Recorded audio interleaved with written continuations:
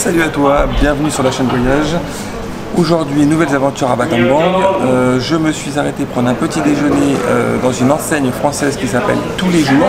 Je peux t'assurer que je n'irai pas tous les jours. J'ai acheté un croissant, un pain au chocolat, un chouette, ça m'a coûté 5 $. Programme de la journée, nous allons visiter ensemble le temple de Wat Banan.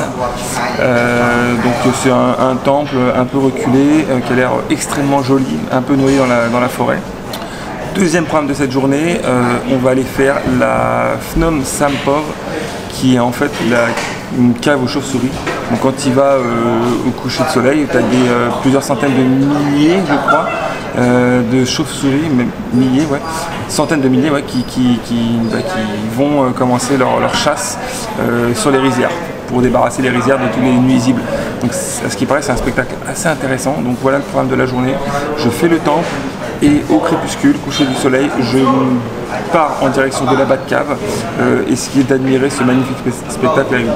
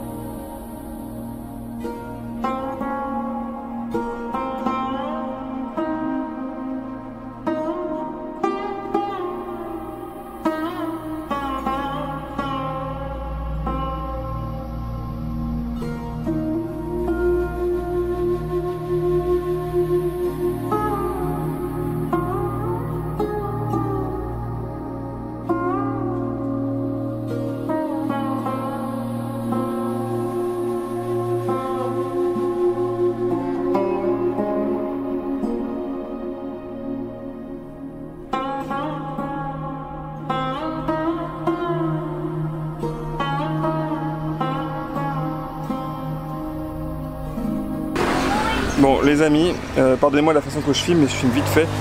Je me suis arrêté manger une petite banane, comme ça. Ça a un goût mon pote, incroyable. Je redécouvre le goût de la banane. Ça faisait des années que j'avais pas mangé une banane avec ce goût là. Ça a le goût de banane. Incroyable, elles sont super bonnes. Alors là je vais m'en acheter pour moi pour le matin parce que franchement elles sont ultra bonnes.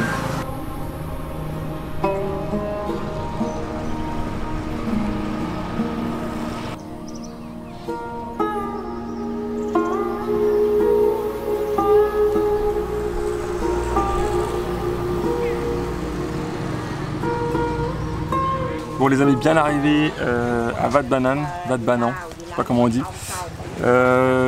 Du coup j'ai sorti ma gimbal pour le coup. On m'a dit que c'était un super temple, que c'était extrêmement beau et qu'en fait c'était une représentation d'une... Bon, je sais pas si c'est vrai, hein, mais en tout cas la représentation d'un endroit où en fait tu toucherais le paradis dans la religion. Donc c'est un endroit où tu y vas pour te rapprocher des dieux. Si j'ai bien compris. Alors j'assure pas du tout mes paroles, hein. C'est un mec qui m'a raconté ça. Maintenant est-ce que c'est vrai ou est-ce que c'est sa propre interprétation à lui? Je n'en ai absolument aucune idée. On sent que c'est quand même un peu touristique parce qu'il y a quand même une certaine organisation autour de ce lieu. Il y a des shops, il y a des boutiques de souvenirs, il y a un parking pour les motos. Bon, je m'attendais à un truc un peu plus authentique que ça. Bon, c'est pas grave, hein. Je pense que le lieu reste quand même assez extraordinaire. Donc, prochaine étape, je me rends dans ce temps. Je pense qu'il y a un peu de marche parce que ça a pas l'air d'être à côté du parking. Parce que je vois pas mal de mecs qui font la navette. Donc, voilà, moi je vais y aller à pied. Pas envie de payer pour être emmené tel un feignant au temple. Donc je vais y aller à pied et puis je vais aller voir comment ça se goûte. Il fait pas trop chaud aujourd'hui, je trouve que c'est assez agréable. Après je suis à côté d'un lac, donc je pense que ça amène une certaine fraîcheur, donc c'est assez appréciable. Mais dans tous les cas il fait pas très chaud. Allez, on y va ensemble, on va découvrir ce temple. Je répète son nom, Wat Banan. Wat Banan.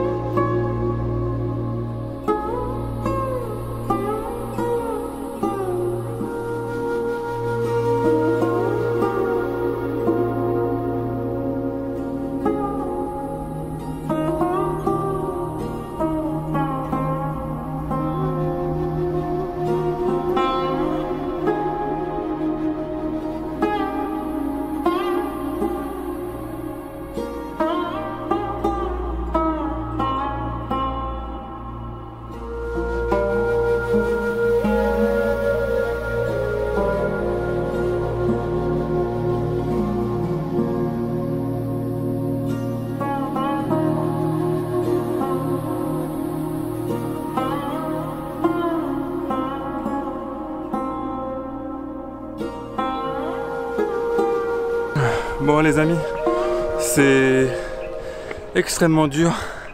Il y a je sais pas combien de marches. Ça monte, mais tellement à pic. En plus, il fait tellement chaud. C'est dur. C'est dur, mais là je commence à voir le haut. Et je commence à me dire que ça vaut vraiment la peine. Ça a l'air d'être splendide. Mais c'est dur. Et comme on dit, dans la vie,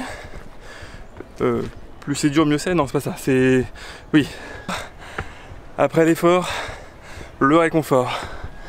Donc je pense que la vue que j'aurai là-haut sera certainement mon réconfort.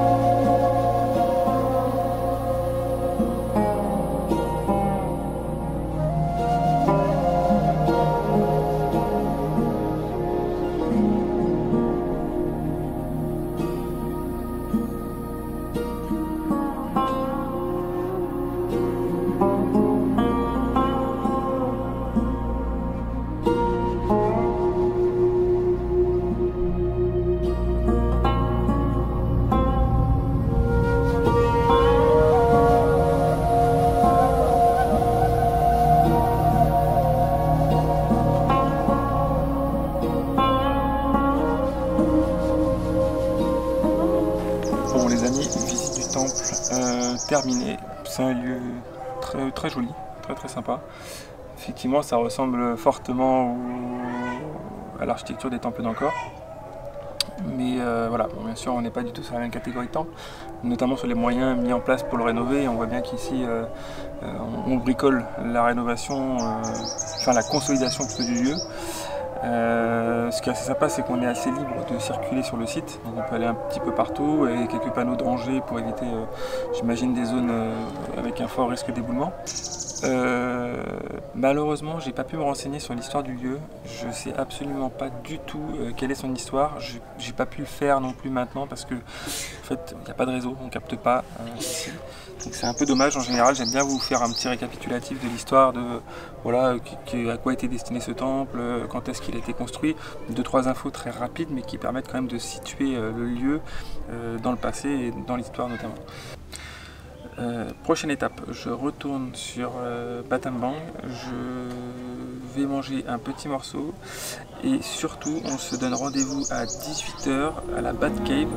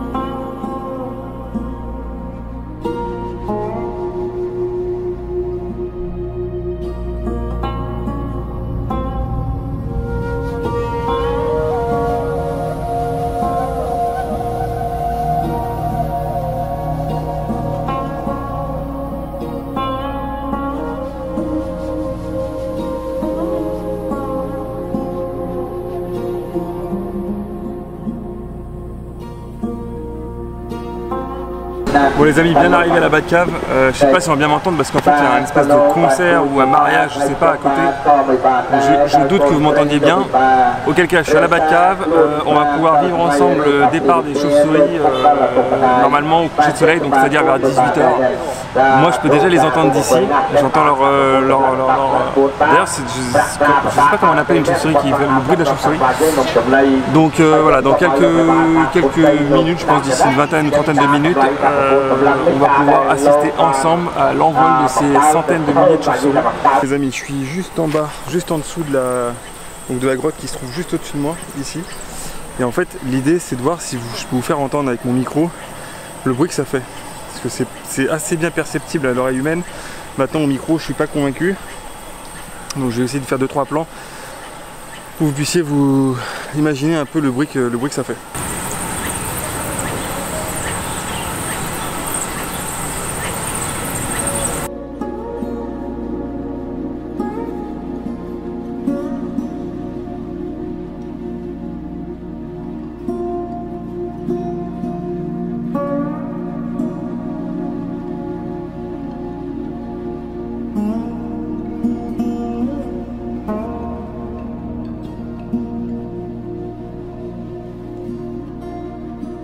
Ce qui se passe, c'est juste incroyable, c'est spectaculaire le nombre de chauves-souris qu'il y a. Je sais pas si vous les voyez derrière moi, mais c'est sublime. Donc elles sont plusieurs millions, je crois. Je disais d'ailleurs des centaines de millions, mais je crois qu'en fait elles sont plusieurs millions. Il faut savoir que ces chauves-souris-là sont une espèce protégée du Cambodge et elles se nourrissent de 50 à 100 fois leur poids. Donc c'est pour vous dire qu'ils ne doivent pas avoir trop de problèmes de moustiques dans la région parce que du coup, vu la quantité de chauves-souris qu'il y a, il ne doit pas rester beaucoup d'insectes. Donc voilà, donc en fait l'idée c'est qu'au coucher de soleil, elles s'en vont chasser dans les rizières pour se nourrir et c'est le même balai tous les jours.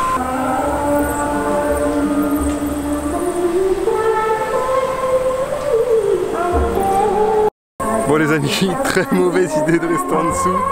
Du coup on se fait chier dessus par les chauves-souris, c'est l'enfer. Je suis obligé de me barrer. Putain, je prends plein de merde sur la gueule. Parce qu'en fait, quand elles volent au-dessus de toi, bah, clairement elles te chient dessus quoi. Donc du coup, bah, c'est un peu la merde quoi. Donc, du coup je me suis vite barré parce qu'en fait je commence à ressortir de la merde sur la casquette et tout, sur les bras et tout.